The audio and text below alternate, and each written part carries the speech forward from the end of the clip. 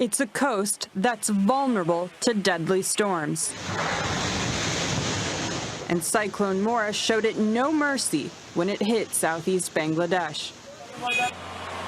Hundreds of thousands of people were evacuated as winds of up to 117 kilometers per hour struck.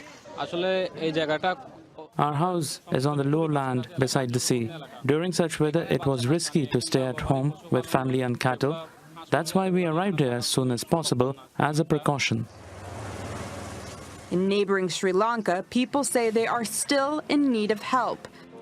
As Mora was forming in the Bay of Bengal, monsoon rains caused floods and mudslides across Sri Lanka, forcing nearly 75,000 people from their homes.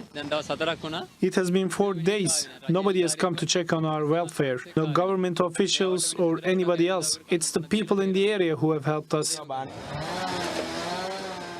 But the government says help is on its way. Loans will be granted to those affected under special scheme. The government has allocated $13 million for this. Cyclone Mora is now inland, and meteorologists say it will weaken to a tropical storm. But they're concerned. Heavy rainfall could trigger flooding and mudslides in Bangladesh, northeast India, and West Myanmar. Moscow is clearing up after what's being called the worst storm here in 100 years. This is one of 27,000 trees the city's government says were knocked over on Monday. They fell in parks, on roads, buildings, cars, and on top of people. It all happened within 10 minutes. A very strong wind started to blow, and immediately a tree fell and it brought down another tree. It damaged a windshield and a mirror. I don't know if anything else is damaged. I can't see because of the trees on the car. Videos shared online show what happened. A previously sunny afternoon suddenly turned very nasty indeed. This was a freak storm lasting 20 minutes at most, but with winds up to 110 kilometers an hour. Muscovites are complaining that mobile phone SMS alerts didn't reach many of them. Even the Kremlin felt the storm's effects.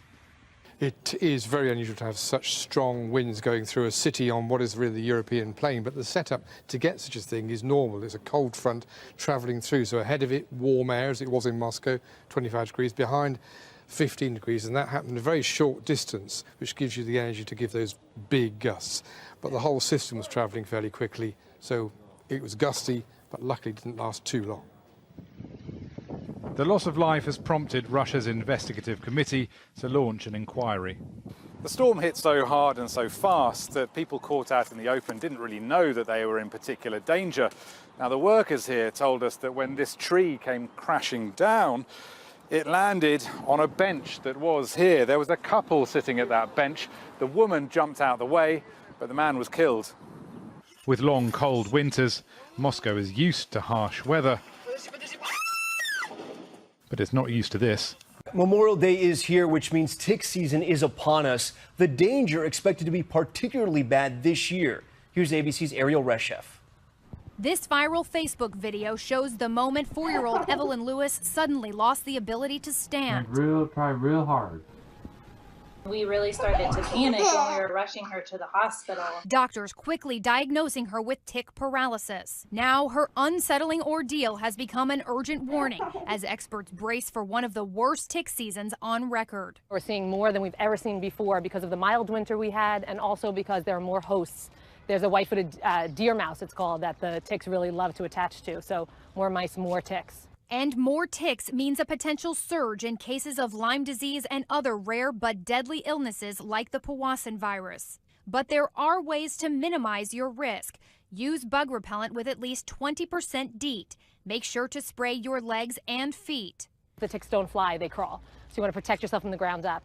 And most importantly, check yourself, check your kids, check your pets after being outdoors, and check in those hard to see spots like the scalp, behind the ears, the groin, and the armpits.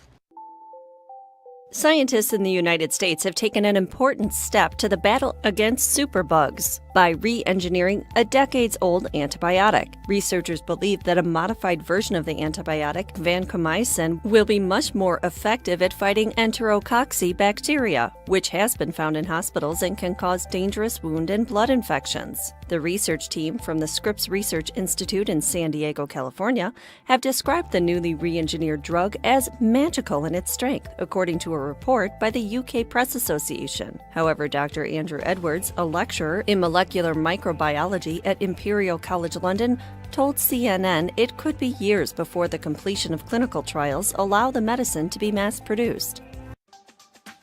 TechRadar has reported that NASA is going to be launching a probe in summer 2018 that will soar through the sun's atmosphere with the goal of answering decades-old questions about how it works. It's being done to help us understand more about how the weather works on the Moon and Mars. The probe, which will be named Solar Probe Plus, will have to cope with temperatures and radiation levels that no other has ever faced before. It will need to keep its insides at room temperature when it's a toasty 1400 degrees Celsius outside. To do that, it will use an 11.5 centimeter thick heat shield made of carbon composite, as well as a water cooling system. The Pentagon prepared on Tuesday for a first-ever missile defense test involving a simulated attack by an intercontinental ballistic missile like the one North Korea seeks to develop. The U.S. military sought to manage expectations ahead of the test, which it acknowledged could go either way, saying it would gain vital data regardless of whether its ground-based mid-course defense interceptor hit its target. It also sought to reassure the public that America's defenses were layered, meaning it had multiple opportunities to strike down a missile headed toward the United States. The U.S. system has successfully hit its target only 9 out of 17 tests since 1999. The most recent test was in 2014.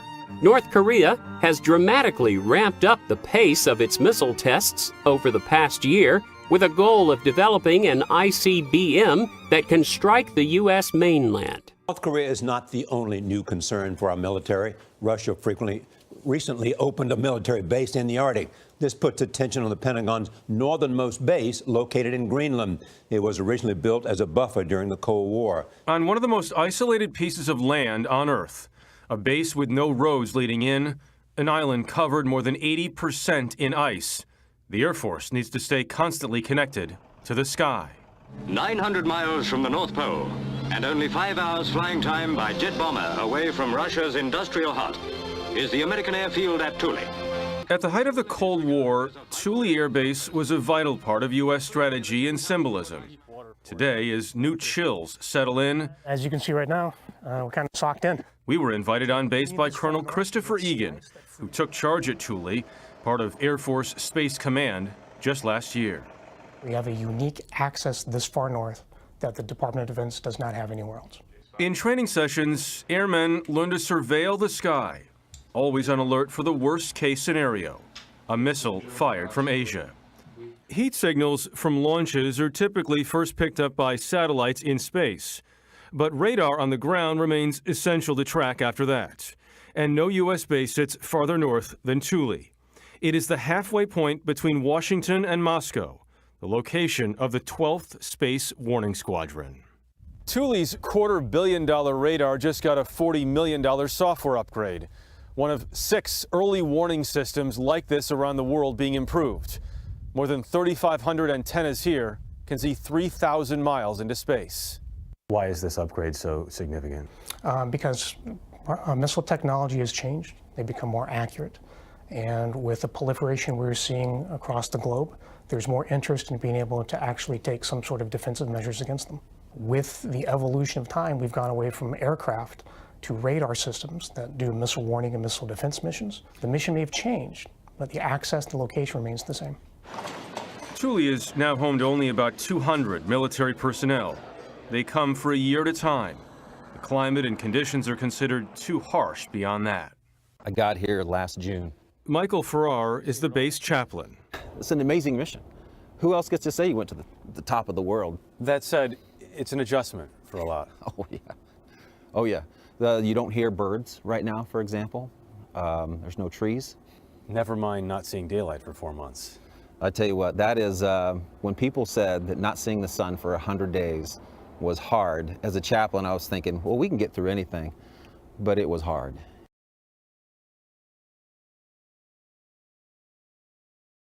How much of a threat to global security do you consider the Russian President Vladimir Putin? I think he is the premier and most important threat, more so than ISIS. That may be a shocking statement considering recent terror attacks like the Manchester bombing. But in an interview with Australian media, Senator John McCain backed up his opinion, arguing Putin's done more to try to overthrow democracies. McCain pointed to Russian meddling during the US and French presidential elections and Russian aid for separatists in Ukraine. McCain said he wants the Senate to pass stronger sanctions against Russia. He also criticized the Trump administration's relationship with Russia, including the recent accusation that the president's son-in-law tried to establish secret communications with Russia. This becomes more and more and more bizarre. In fact, you can't make it up. The fighting in Libya continues. A US court has ended a legal battle. A federal judge has dismissed a lawsuit against Hillary Clinton. It was brought by relatives of victims of an attack on the US consulate in the Libyan city of Benghazi in September of 2012. Clinton was Secretary of State at the time and is accused of using a private email server for government business. The attack on the consulate killed 4 Americans, including the ambassador, and relatives alleged that it was a lax security linked to Clinton's emails that led to the deaths. The assault in the consulate was initially described as spontaneous, but was then determined to have been pre-planned. Patricia Smith, mother of a Benghazi victim, says she won't give up, though, and will continue to fight for justice for her son. I believe that those judges were politically appointed by Clinton and that administration, and I don't believe what they said. I think we're going to go again and go to the appellate court and get it judged correctly. I asked Hillary personally what happened over there and what was going on. She never answered me. She called me a liar. When I asked her what was the problem over there, what happened in Benghazi, she told me it was a fault of the video. And when I repeated that a little bit later to somebody, to the media, I guess, Hillary said she never said anything like that to me, and that if I said that, I am a liar. It's been more than 5 years since the fall of Muammar Gaddafi's authoritarian regime in Libya. The power vacuum not only fueled the ongoing chaos and bloodshed in the country, it's also left 3 rival governments now vying for power there. 2 of them are located in the capital city of Tripoli, with a 3rd one in Tobruk, in the east of the country. To break it down for you, there's the UN-backed Government of National Accord, its rival government, the National Salvation, and the Tobruk government. Under a 2015 UN peace deal, the Tobruk government is supposed to work and unite with the Government of National Accord. Except they didn't. And they have been fighting each other. In fact, 2 weeks ago, an attack launched by fighters loyal to the UN-backed government have killed over 140 people, mostly soldiers loyal to the Tobruk government. And the latest clashes between the rival governments in the capital city have led to dozens of deaths and injuries on both sides.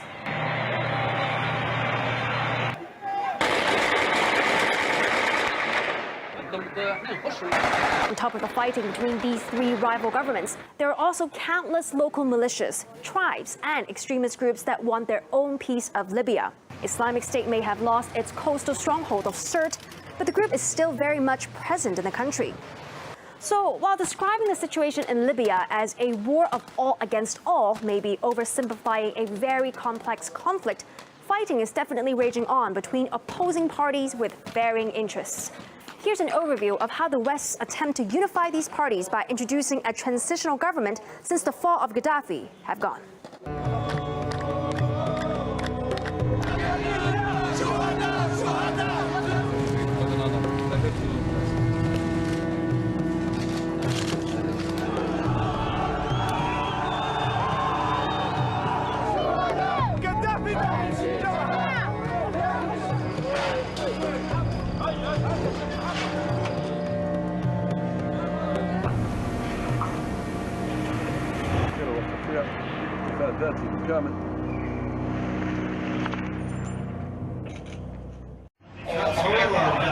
The moment a car bomb explodes outside a packed ice cream parlor in Baghdad.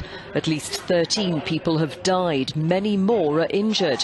So-called Islamic State has claimed responsibility, saying the attack targeted a gathering of Shiites. Some reports say a suicide bomber was in the vehicle. It happened in a mainly Shiite district of the Iraqi capital, where families had gathered after sundown to break their fast during Islam's holy month of Ramadan. Amid the panic and confusion afterwards, reports spoke of a young girl with a bow in her hair wandering the scene looking dazed. It's another sign of the Sunni extremist group's determination to spread terror, despite coming under increasing pressure, notably in Mosul. Images obtained by Al Jazeera show the Maute group recruiting children as combatants.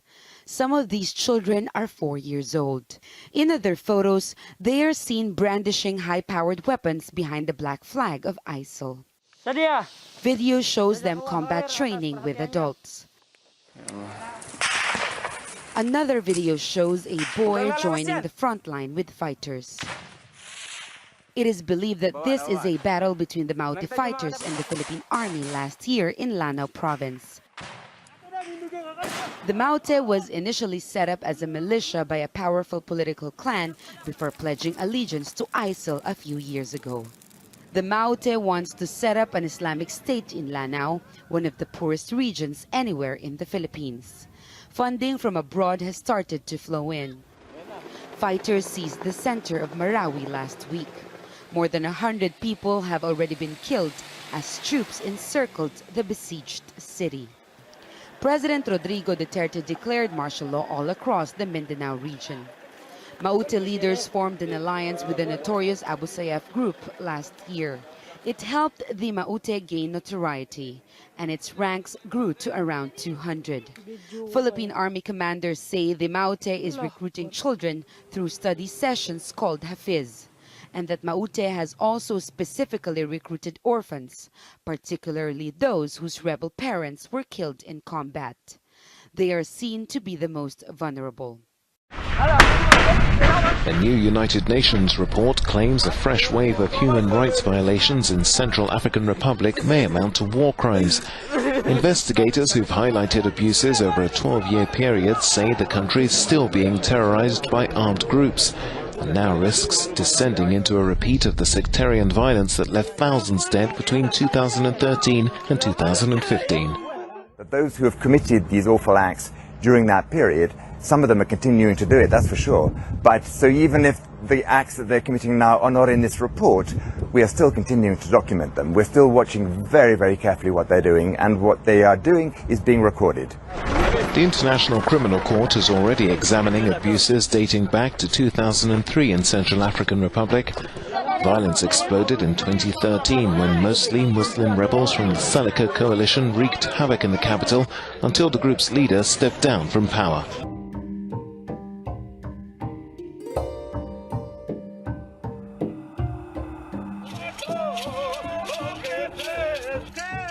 Brazil's indigenous tribes are a proud people. They've fought for decades to keep their customs and their way of life.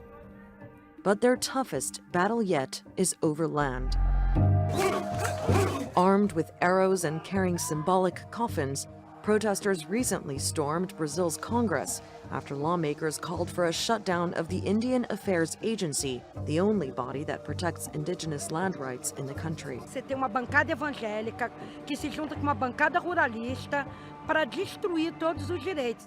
Brazil has around 900,000 indigenous people from hundreds of different tribes living in 690 territories, mainly in the Amazon. But indigenous tribes only occupy 1.5% of that land. Some lawmakers argue that's a waste of space. They also say that FUNAI, Brazil's Indian Affairs Agency, often champions illegal land claims. Brazil's government had recently slashed the agency's funding by 40% and fired FUNAI's president when he condemned the cuts. Brazil's weak economy is partly to blame. But despite suffering the worst recession on record, agricultural production is booming, and it's come at a high cost. From sweeping deforestation and logging to large-scale cattle farming. Brazil is seeing its biggest rollback of environmental and indigenous protections in 2 decades. For Brazil's native groups, the fight over land has reignited a war they long thought was over, a battle for survival. On Tuesday, Reuters reports that a New Jersey town will pay $3.25 million to end lawsuits over the discrimination and rejected plans for a mosque. The agreement between Bernards Township and the U.S. Department of Justice will allow the Islamic Society of Basking Ridge to build a new prayer facility. Even though the agreement was public on Tuesday, the town did not admit any wrongdoing under the settlement agreements. According to lawyers, the town has previously allowed construction of churches and synagogues under similar circumstances without objection. This is a funeral for Confederate flags. While part of the purpose was to destroy a symbol many see as hateful, the ceremony was more than that. The artist behind the burning at a Detroit art museum said he wanted to fight back against political ideals associated with the Confederate flag. If you're an artist and you're not talking about what's happening, then you're not really doing what your call is. This burning comes at a time when several communities in the U.S. are asking whether Confederate flags or statues should stay in their cities. Some view items from the Confederacy as an important part of history and disagree with removing them. Others say the statues and flags represent racism and hate. What role do you think art plays in societal conversations? Let us know. Now, I invite you all to deposit. German Chancellor Angela Merkel and Indian Prime Minister Narendra Modi appeared to hit it off while meeting for extensive talks in Berlin. Modi said the two countries were made for each other, and Merkel called India a reliable partner. Numerous agreements were also signed as part of Modi's visit on Tuesday, May 30th. Germany and India are both working to implement the 2015 Paris Agreement, which seeks to combat climate change by slashing global greenhouse gas emissions. 6 of the G7 nations reaffirmed their commitment to the agreement at last week's summit. The United States did not. U.S. President Donald Trump has threatened to pull out of the climate pact, and his decision is expected soon. While recapping the divided G7 summit on Sunday, Merkel suggested Europeans must take their fate into their own hands. Trump has since taken to Twitter to criticize Germany on the issues of trade and cooperation.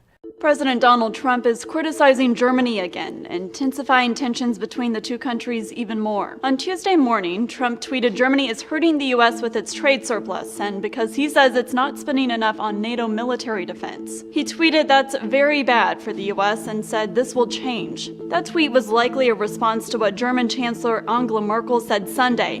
During a campaign rally, she suggested her country's relationship with the U.S. had shifted, saying the era in which we could fully rely on others is over to some extent. The U.S. Army's latest technology could make warfare feel more like a video game. The Pentagon's research and development arm recently unveiled a prototype for an augmented reality system, which overlays critical information over a soldier's field of vision. Known as Tactical Augmented Reality, the system can superimpose a 2D map over the wearer's actual location, while things like friendly troops, enemies, and mission objectives show up as icons. A thermal sight can also be mounted to a rifle or carbine. So when a soldier is pointing his or her weapon, the image of the target, as well as other details like distance to target, can be seen through the eyepiece. Pentagon officials believe that the system will provide soldiers with a much higher level of situational awareness, which will both save lives and contribute to mission success.